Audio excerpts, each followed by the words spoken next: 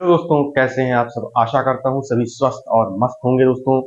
दोस्तों आज हम प्रश्नावली 2B के जो क्वेश्चन नंबर 2 था उसका थर्ड पार्ट हमने बोला था कि आप सभी होमवर्क में करिएगा। दोस्तों पहले हम इसको सॉल्व कर दे रहे हैं, फिर उसके बाद क्वेश्चन नंबर 3 और क्वेश्चन नंबर 4 पर आएंगे। तो समझिएगा दोस्तों,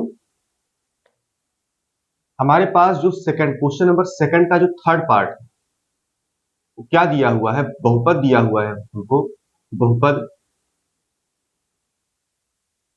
बहुपद हमारे पास क्या है दोस्तों, 3x² या यूं ऐसे ऐसे कर लेते हैं, बहुपद नहीं लिखते हैं, हम डायरेक्ट जो है इसको सॉल्व कर रहे हैं। दोस्तों देखिएगा, 3x² माइनस एक्स माइनस 4।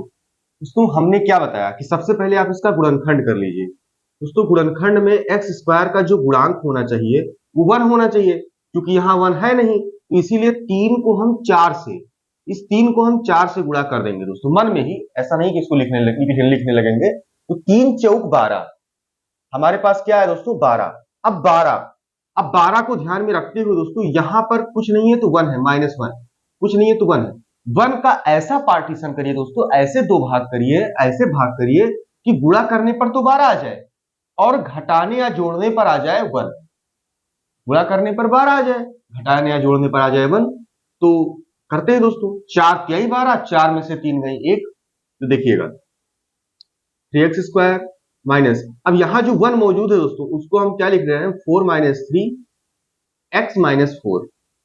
अब दोस्तों 3x² माइनस पूरा मल्टीप्लाई कर दीजिए अंदर x, तो -4x minus minus plus 3x minus 4।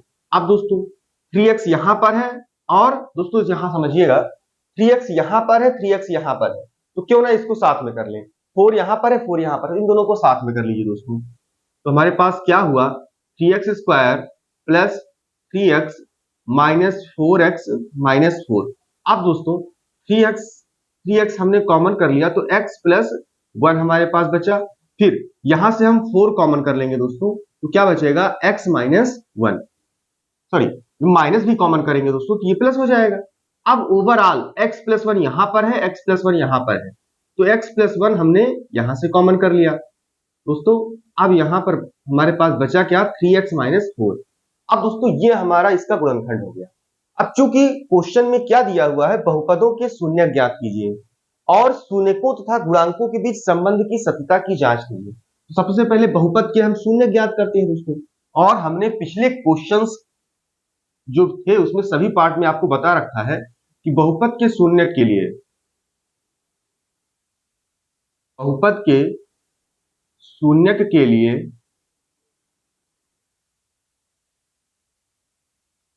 शून्यक के लिए जो ये गुणन बहुपद है हमारा, भाई इस बहुपद का ही तो ये बहुपद है, मतलब गुणनखंड है। इसका जो गुणनखंड है दोस्तों उसको हम 0 के इक्वल पुट कर देंगे। दोस्तों शून्यक का मतलब क्या होता है, मैंने आपको पिछली क्लासेस में बता रखा है कि शून्यक का मतलब है कि वह मान जो बहुपद में रखने पर बहुपद को शून्य बना दे, वह मान जो बहुपद में रखने पर बहुपद को शून्य बना दे, है ना। तो हम क्या करते हैं, इसको शून्य के बराबर रख देते हैं, 0 के बराबर रखते हैं। अब दोस्तों दिस इंप्लाइज, या जो ऐसे लिखिए, जब जब हमने दोस्तों x प्लस 1 को 0 के बराबर पुट रखा, जब x प्लस 1 बराबर 0, तो दिस इंप्लाइज x बराबर, दोस्तों ये प्लस 1 जब बराबर के उधर जाएगा तो -1, दिस इंप्लाइज x बराबर -1। तथा जब दोस्तों 3x माइनस 4 बराबर 0, तो दिस इंप्लाइज 3x बराबर, ये -4 दोस्तों उधर जाएगा +4, x इज इक्वल टू 4/3। ये हमारे पास दोस्तों x के दो मान आ गए। अब चूंकि बहुपद द्विघातीय बहुपद था तो जाहिर सी बात है इसके अधिकतम दो शून्य की हो सकते हैं दोस्तों, है ना। तो ये हमारा x बराबर -1 और x बराबर 4/3 दो शून्य का गए, है ना। तो यहाँ पे आप ये चीज लिख सकते हैं, अतः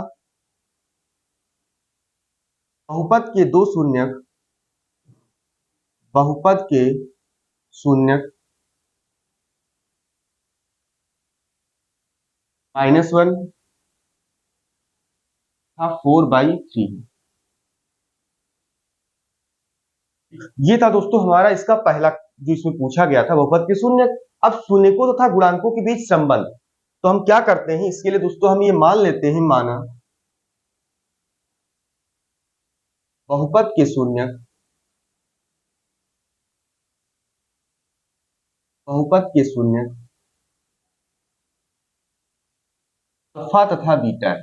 हमने क्या मान लिया दोस्तों, हमने मान लिया बहुपद के शून्यक अल्फा तथा बीटा है। अब जब अल्फा तथा बीटा है तो दिस इंप्लाइज दोस्तों अल्फा, कोई भी मान अल्फा का ले लीजिए दोस्तों, चाहे -1 ले लीजिए, 4/3 ले लीजिए, तो -1 सीरियल से ले रहे हैं। फिर यहाँ बीटा दोस्तों 4/3, तो ये हमारे पास अल्फा और बीटा का मान आ गया। अब जो बहुपद हमें दिया गया है दोस्तों, ये द्विघात बहुपद है। इस द्विघात बहुपद की द्विघात के व्यापक बहुपद से हम तुलना कर देंगे दोस्तों। तो हम यहीं पे लिख रहे हैं दोस्तों, बहुपद तुलना,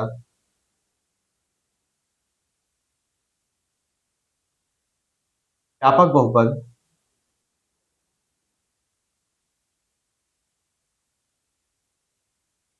व्यापक बहुपद ax² plus bx plus c से करने पर, तो जब हमने इसकी तुलना की, जब हमने इस बहुपद की तुलना की तो हमारे पास मिला क्या, हम हमारे पास मिला क्या दोस्तों, यहां पर x² का गुणांक दोस्तों a है और यहां पर x² का गुणांक 3 है। तो दिस इंप्लाइज दोस्तों a इज इक्वल टू 3, यहां पर दोस्तों x का गुणांक है b और यहां पर x का गुणांक दोस्तों कुछ नहीं है, यहां तक -1 है। क्या है दोस्तों, b is equal to -1, c, यहां पर दोस्तों c की जगह c है और यहां पर c की जगह -4। ये था दोस्तों हमारे पास ये। अब दोस्तों हम सभी को पता है, हमने पिछली क्लासेस में बता रखा है आपको कि शून्यकों का योगफल क्या होता है। द्विघात बहुपद के शून्यकों का योगफल दोस्तों ये होता है -x का गुणांक, समझिएगा दोस्तों, -x का गुणांक बटे x² का गुणांक। तो -x का गुणांक बटे x² का गुणांक, x का गुणांक दोस्तों क्या है, x का गुणांक है b, तो इसको हम ऐसे भी लिख सकते हैं -b/a, x² गुणांक है, शून्यक है अल्फा प्लस बीटा दोस्तों। अब अल्फा का मान कितना आया है हमारे पास, अल्फा का मान है -1 प्लस बीटा का मान है 4/3 बराबर b, b का मान दोस्तों हमारे पास क्या है, सॉरी, b का मान दोस्तों हमारे पास है -1 और यहां ऑलरेडी पहले से ही -1 है, बटे a का मान दोस्तों क्या है, a का मान है 3। अब इसको दोस्तों हम सिंप्लीफाई कर लेते हैं, तो 3 एकम 3, 3 एकम 3, -3 प्लस 4/3 दोस्तों, और फिर ये माइनस माइनस प्लस होकर 1/3 हो जाएगा। अब दोस्तों 4 में से 3 गई, एक ही तो बचा, 1/3 is equal to 1/3। We have got this दोस्तों कि जो शून्यक है और शून्यक और उनके ये वाला कंडीशन हमारा सत्य है। फिलहाल के लिए आप ये समझिए, ये वाला कंडीशन हमारा सत्य हो गया। अब हमारे पास एक कंडीशन बचता है दोस्तों गुणनफल का, हमारे पास कंडीशन बचता है दोस्तों शून्यकों के गुणनफल का। तो शून्यकों के गुणनफल हम निकाल लेते हैं दोस्तों, समझिएगा, शून्यकों का गुणनफल। तो शून्यकों का गुणनफल हमने क्या कहा था दोस्तों, शून्यकों का गुणनफल दोस्तों उसमें बोला गया था, इसमें हमने आपको बताया था कि अचर पद बटे x² का गुणांक, अचर पद बटे x² का गुणांक, अचर पद दोस्तों क्या है c, x² गुणांक क्या है a, और यहां पर शून्य क्या है अल्फा बीटा। तो वैल्यू पुट कर दीजिए दोस्तों, अल्फा, अल्फा का मान है -1 और बीटा का मान कितना है दोस्तों 4/3। सी, सी हमारे पास दोस्तों क्या है, सी है -4 और ए का वैल्यू कितने हैं दोस्तों 3।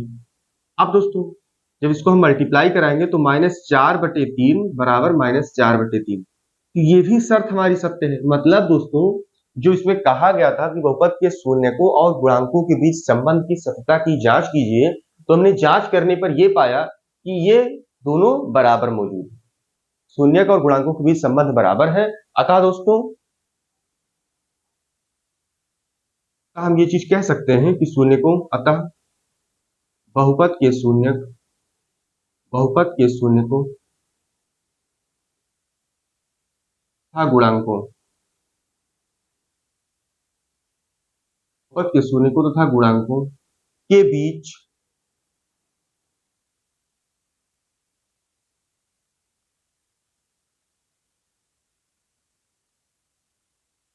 संबंध सत्य है।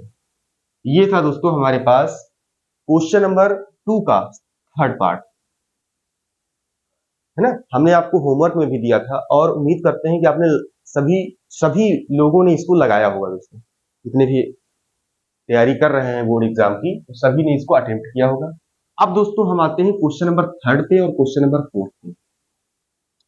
समझिएगा आप लोग, क्वेश्चन नंबर 3 और क्वेश्चन नंबर 4।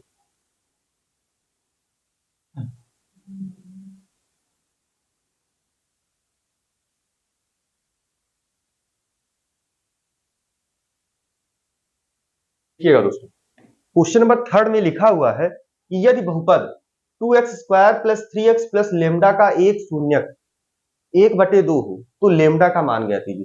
दोस्तों थोड़ा सा भी घबराने की जरूरत नहीं है। आप देखिए बहुत आसानी से और बहुत अच्छे तरीके से देखिए प्रश्नानुसार। थोड़ा लैंग्वेज पर विशेष ध्यान रखिएगा दोस्तों, क्योंकि बोर्ड एग्जाम में लैंग्वेज पर ही नंबर मिलता है, कोई कॉम्पिटिटिव एग्जाम ये है नहीं। देखिएगा प्रश्नानुसार बहुपद क्या दिया हुआ है, बहुपद या यूं कर लीजिए प्रश्नानुसार माना बहुपद x² + 3x + लेमडा मूल, क्योंकि शून्यक दिया हुआ है तो शून्यक आप लिख लीजिए दोस्तों, के शून्यक अल्फा तथा बीटा है, अल्फा तथा बीटा है। अब दोस्तों यहां समझिएगा, एक शून्यक क्वेश्चन में ऑलरेडी ही हमें दे चुका है कि 1/2 है। तो दोस्तों this implies alpha is equal to 1/2 और बीटा एक शून्यक दोस्तों हमें ज्ञात करना है। हमें नहीं, हमें लेमडा का मान ज्ञात करना है। हमें क्या करना है, हमें लेमडा का मान ज्ञात करना है। ठीक है, अगर हमें बीटा की आवश्यकता होगी तो बीटा हम फाइंड करेंगे, वरना हम लेमडा का मान निकाल देंगे दोस्तों। अब देखिएगा हम क्या करते हैं दोस्तों, अब बहुपद की तुलना,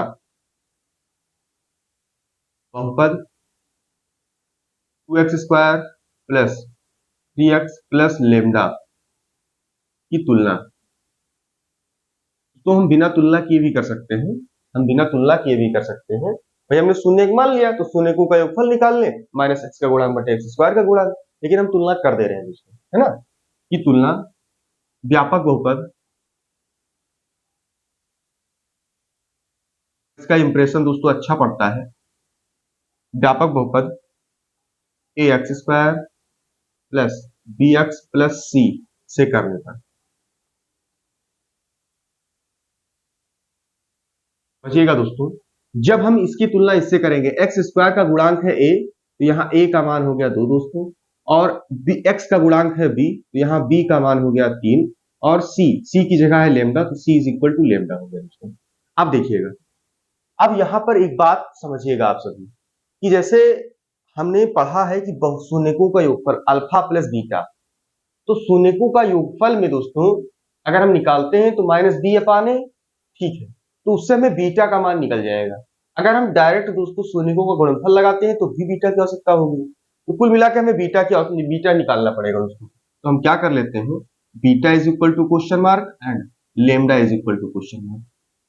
ये दोस्तों हमारे पास अब टारगेट हो गया। ये हमारे पास टारगेट सेट हो गया कि हमें बीटा का मान निकालना है और लेमडा का मान निकालना है। अब देखिएगा दोस्तों, हम क्या करते हैं, शून्यकों का योगफल,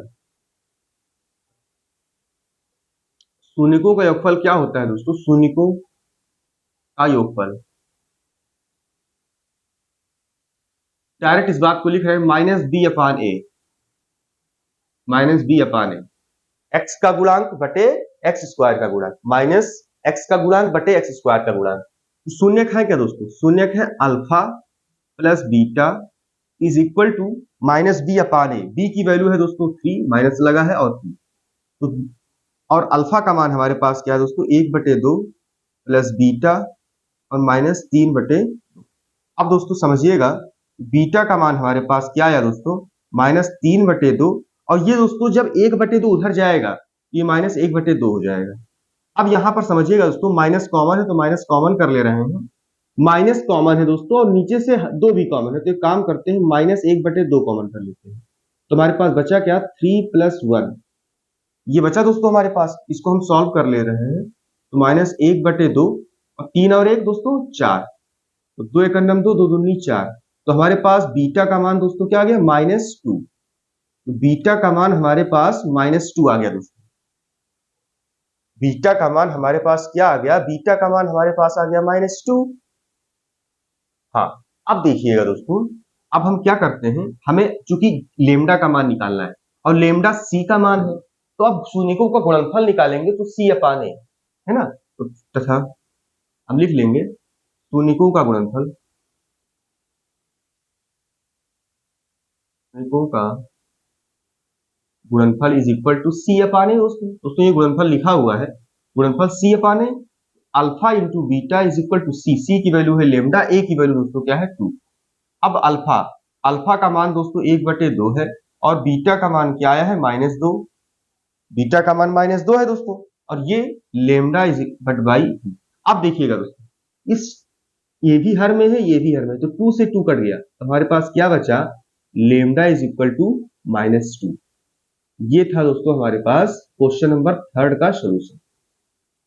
क्वेश्चन नंबर 3 का ये है दोस्तों इसका हल। हमने क्या किया, क्वेश्चन नंबर 3 में जो दिया गया था बहुपद ले लिया, इसके शून्यक मान लिया, जो शून्यक दिया गया था शून्यक लिख लिया, व्यापक बहुपद से तुलना कर दिया, फिर शून्यकों का योगफल और शून्यकों का गुणनफल निकाल लिया, बीटा का मान आ गया, फिर लेमडा का मान आ गया। ये था दोस्तों क्वेश्चन नंबर हमारा।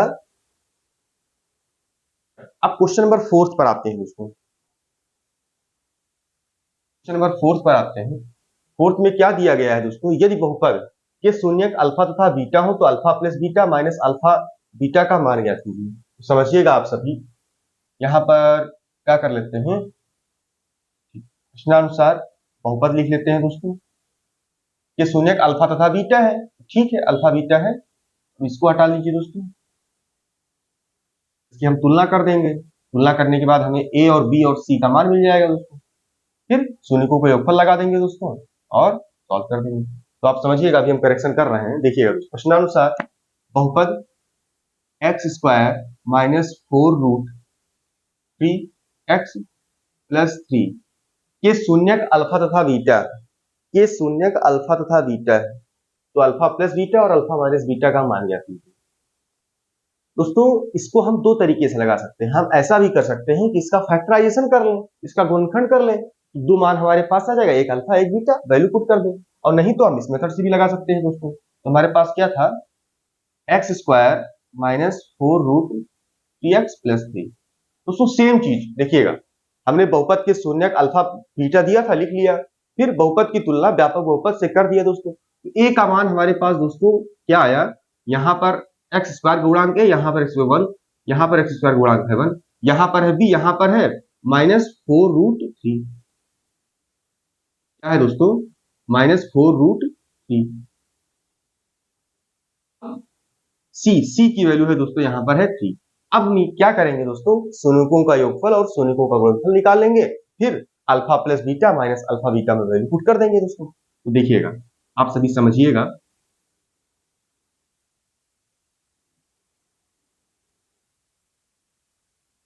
तो दोस्तों हटा दे रहे हैं क्योंकि इसका हमें कोई काम है नहीं है। समझिएगा दोस्तों, जब हमने अल्फा प्लस बीटा निकाला तो अल्फा का मान दोस्तों क्या है हमारे पास, अभी निकालना है, हाँ, -b/a। यहाँ समझिएगा, -b/a, तो b की वैल्यू दोस्तों कितनी है, -4√3 अपान a का मान कितना है 1। तो हमारे पास क्या आ गया दोस्तों, अल्फा प्लस बीटा का मान 4√3। ये हमारे पास दोस्तों अल्फा प्लस बीटा का मान है, इसको समीकरण 1 मान लीजिए। ये हमारे पास क्या आ गया, अल्फा प्लस बीटा का मान आ गया, और अल्फा इंटू बीटा का मान दोस्तों क्या होगा, c/a। c की वैल्यू है 3, a की वैल्यू है 1 दोस्तों, a की वैल्यू क्या है 1। तो अल्फा बीटा का मान दोस्तों क्या आ गया 3। ये हमारे पास समीकरण 2 आया। अब चूंकि दोस्तों हमें निकालना क्या था, हमें निकालना है alpha plus beta minus alpha beta. यहां समझिएगा दोस्तों, अल्फा प्लस बीटा का मान हमारे पास क्या आया है, 4√3, और अल्फा बीटा का मान कितना है, -3। दोस्तों 3 आया है। अब दोस्तों इसको हम चाहें तो और सॉल्व कर सकते हैं। √3 यहां पर है, √3 यहां पर, समझिएगा यहां पर माइनस, इसको √3 गुणे √3 लिख सकते हैं दोस्तों। √3 दोनों में कॉमन है, √3 बाहर कर लीजिए तो बचा कि हमारे पास 4 माइनस √3। ये दोस्तों इसका हमारे पास मान हो गया दोस्तों।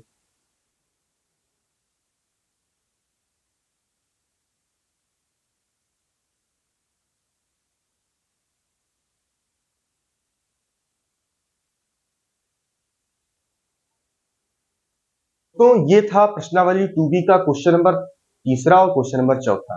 ये क्वेश्चन नंबर चौथा है दोस्तों, हमने उसी में करेक्शन करके कर दिया था। हाँ, ये क्वेश्चन नंबर चौथा। दोस्तों आज की क्लास को हम यहीं पर रोकते हैं दोस्तों। आगे अगली क्लास में आप सभी से मुलाकात होगी दोस्तों। धन्यवाद।